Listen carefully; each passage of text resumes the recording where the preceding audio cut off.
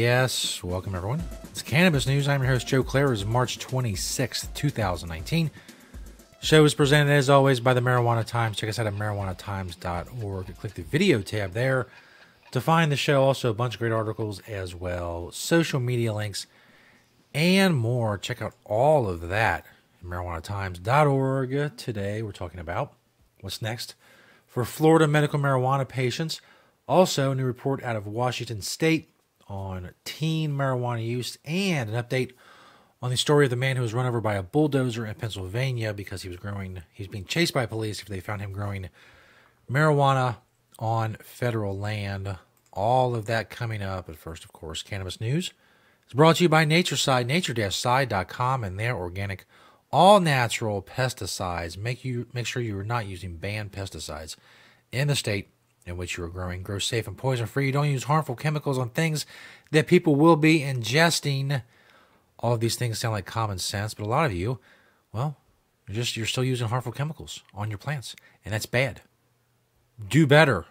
Grow safe and poison-free. Natureside, nature-side.com. Go check them out. This first story by yours truly at marijuanatimes.org. What's next for Florida medical marijuana patients? I had a chance to speak with Karen Sieb-Goldstein, Executive Director of Normal Florida. She's also the Vice Chair of Regulate Florida. Basically about what's going on. We've covered the Florida story a lot. As you know, recently this ban on smokable medical marijuana was reversed by the legislature and repealed with the governor's signature. You want to check out the story. It is linked in the description of this video, as are all stories that I talk about. You can also find it at marijuanatimes.org. Some of the things that Karen told me were something like a quote, "The past 2 years have been extraordinarily frustrating, and not merely because of the ban on smoking medical marijuana. The legislature made up their own rules regarding the implementation of Amendment 2, which was the medical marijuana bill passed by voters in 2016. She continues to say, from the smoking ban to the vertical system to the prohibition on patients growing their own medicine, the legislature has done everything that they could to prevent patients from obtaining the best medicine to be consumed in the best manner for their particular conditions." So it feels like people in Florida and patients in Florida and activists in Florida can kind of begin to move forward again and focus more on the implementation of Amendment 2. Now they're past this useless 2-year battle over smokable medical marijuana. Absolutely a waste of time, a lot of waste of resources, a waste of a lot of people's time to have to fight this ban that was unnecessary in the first place. And now things seem to be back to where they were before, and now you can move forward in other areas in Florida. So good for them. A little bit of progress in Florida. Moving on, this next story is from ScienceDaily.com, and Science News. This is a study out of Washington State University. Most teens report using marijuana less often after legalization. Only one group of teenagers used marijuana more often after retail sales were legalized in Washington than they did before. High school seniors who work 11 or more hours per week, according to research led by a WSU College of Nursing professor. Basically, in all the age groups they looked at, the only increase in teen use of marijuana is by teens who work more than 11 hours a week, which one makes sense because if you remember, as I do, back when I used to work payroll jobs, thankfully now I work from home and do this and writing and other various things that they bring me income. But back in the day when I had a payroll job and you work the 8 hours and you come home, there's nothing better than firing up a bowl or whatever. And in my case, the PlayStation 1, I know I'm dating myself here. People are playing their PlayStation 4 and I'm like, what? You say PlayStation 1? Yes, the first PlayStation. It wasn't even called PlayStation 1. It was just a Sony PlayStation. That was it. That's all they called it. Come home, smoke a bowl, and a metal bowl, mind you. We're talking like the year 2000. A metal bowl. Sit down, play a game, relax after a long day. This is not surprising. But the second thing I want to point out here is that a lot of people say that, well, teens who use marijuana, they're going to lay on the couch, they're lazy, whatever. Well, it seems that the ones that are taking advantage of the legal marijuana aren't so lazy. They're actually doing it to get away from work. So they're taking advantage of the increased supply in the state and being able to get a hold of marijuana, and they're working. I mean, they're not lazy. They're not couch-ridden stoner potatoes or whatever. I think I just coined another phrase: couch-ridden stoner potatoes. Come on. Instead, they're going out. They're working. They're coming home. They're smoking a joint. It's fine. They're fine. I know you're saying, oh, well, they're high school seniors. They're 18. They're 17. I understand. I do.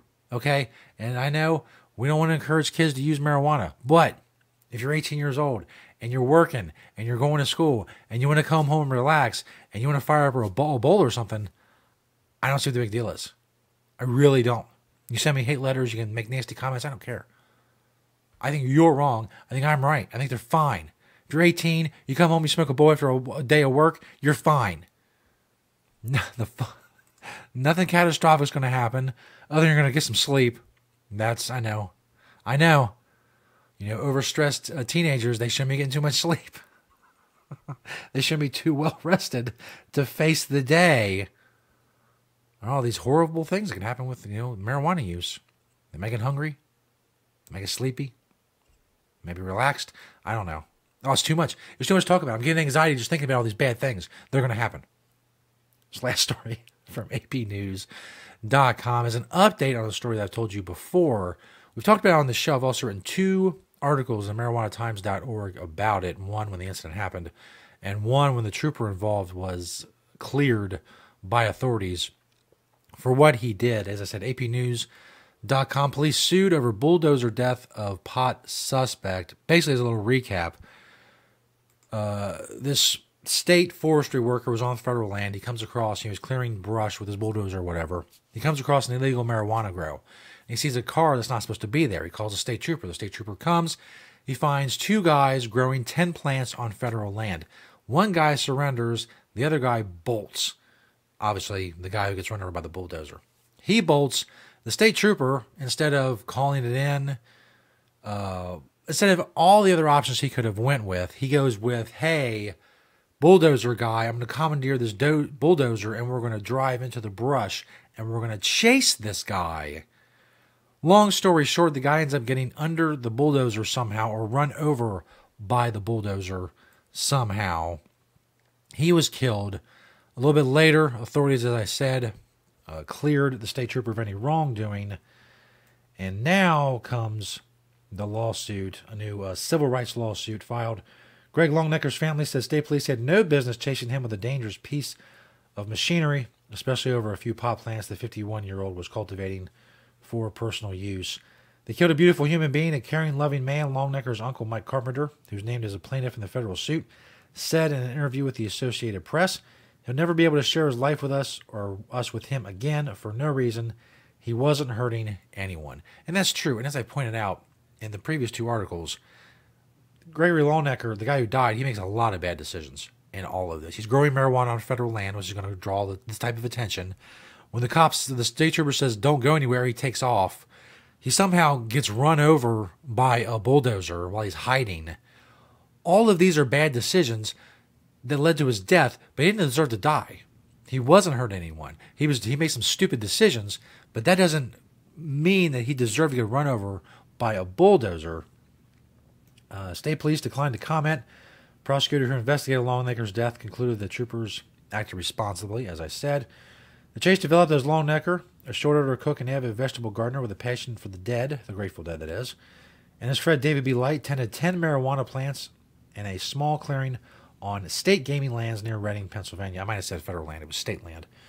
A Pennsylvania Game Commission worker operated a bulldozer in the area, spotted their car, and called police. Chase ensued. How Longnecker got caught in the machine's treads is hotly disputed. Authorities concluded that he was high on methamphetamine, crawled under the back of the bulldozer in an attempt to elude capture, and was crushed to death when it made a left turn. Longnecker's friends and family called that explanation ludicrous. That morning, Gregory was not high or under the influence. He was normal, Light wrote in an affidavit obtained by the AP. There was no way Gregory crawled underneath the back of the bulldozer. It is unthinkable and ridiculous that anyone would say he crawled underneath. Which seems, unless he was really high on some really hard narcotic, it would occur to most people that crawling under a bulldozer is not a good idea, much as like, crawling under a train on a railroad track or something similar. What happened that day, I have no idea. As I said, what I do know is that A, he made a lot of stupid decisions, and B, none of them come close to rising to the level of him deserving to be run over and having his life ended by a bulldozer. The state trooper, as I just pointed out in the article, they knew the guy's name, they knew where he lived. He's growing plants. He's not a danger. He is not a violent offender. He's not known to have weapons or whatever. There's no reason for them to chase him with a bulldozer, and yet they did. And that was, that kind of mistake leads to death. The kind of mistakes the Longnecker made lead to, having some plants on state land and probably some criminal problems. But again, nowhere near being deserving of such a horrific death. Keep you updated on that story and all the other stories we talk about and news stories, all the stuff we do here at Cannabis News 5 days a week. Search the Marijuana Times on YouTube and on Vimeo. Now over 2,000 subscribers on YouTube. Thanks to everybody. Make sure you click that little notification bell to get notified when a new episode of Cannabis News has dropped. Search Apple Podcasts for the Marijuana Times as well for the audio-only version of the show. Thank you to Natureside, nature-side.com, and their organic, all-natural pesticides. Thank you for watching, listening, commenting, sharing, all that stuff. I'll see you next time right here on Cannabis News.